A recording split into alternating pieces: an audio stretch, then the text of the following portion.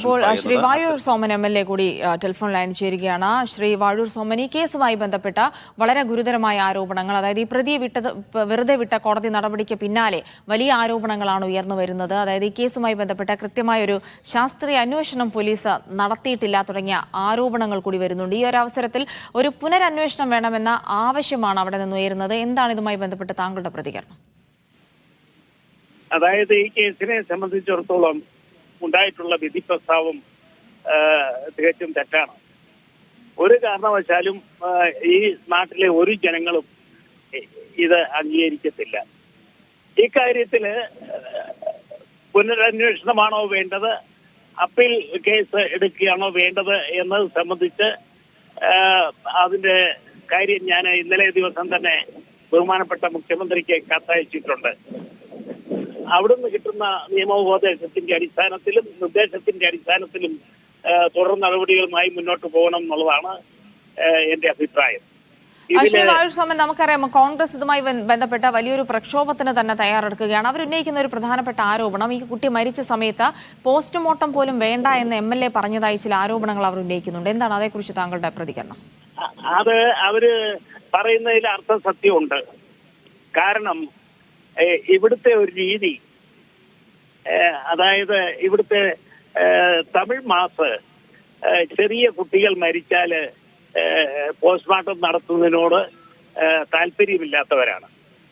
മാത്രമല്ല ഇവരുടെ മാതാപിതാക്കൾ ഈ സംഭവം സംബന്ധിച്ച് തുടക്കത്തിൽ ചിന്തിച്ചത് ഇതൊരു അപകട മരണമായിരിക്കും എന്നാണ് ചിന്തിച്ചത്. അതുകൊണ്ട് തന്നെ അവരാണ് എന്നോട് ആവശ്യപ്പെട്ടത് പോസ്റ്റ്മോർട്ടം ഒക്കെ ഇല്ലാതെ ചെയ്തുകൂടെ എന്നൊരഭിപ്രായം എന്നോട് ചോദിച്ചു എന്നുള്ളത് ശരിയാണ്.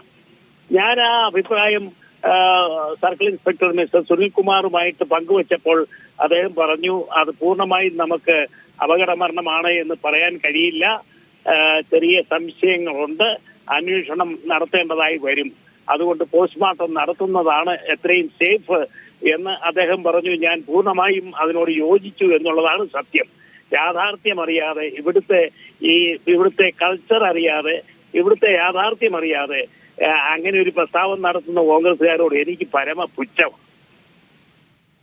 പക്ഷേ ഒരുപക്ഷെ അവർ അങ്ങനെ ഒരു ആരോപണം ഉന്നയിക്കുന്നത് താങ്കളൊരു MLA ആണ്. ഒരുപക്ഷെ നമ്മൾ ആ കൾച്ചറിനേക്കാൾ ഉപരി ഇത്തരം ഒരു കേസ്, പ്രത്യേകിച്ച് ഒരു 6 വയസ്സുകാരിയായ കുട്ടിയാണ് മരിച്ചത്, അതുകൊണ്ട് സ്വാഭാവികമായും ചില സംശയങ്ങൾ ഉയരുന്നൊരു സാഹചര്യത്തിലായിരിക്കണം മറ്റൊരു പരാമർശം എന്ന് മനസ്സിലാക്കുന്നു.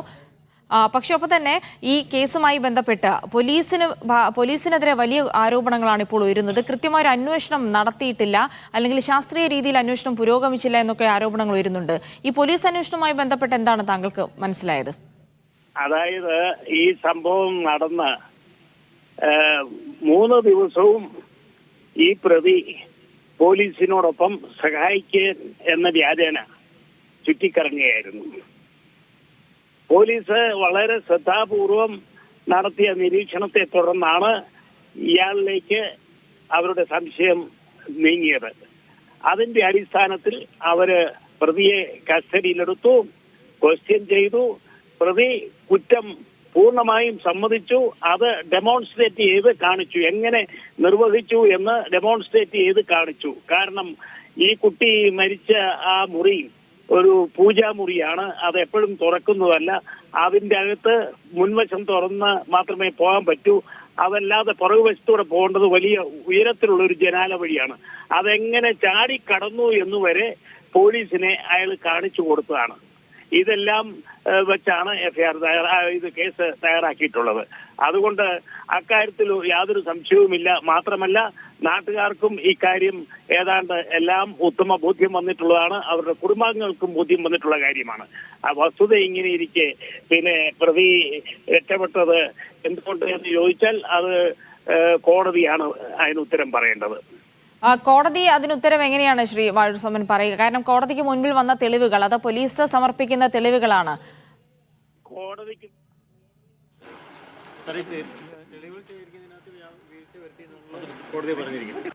വളരെയധികം നന്ദി ശ്രീ വാഴൂർ സോമൻ ഈ അവസരത്തിൽ പ്രതികരിച്ചത്.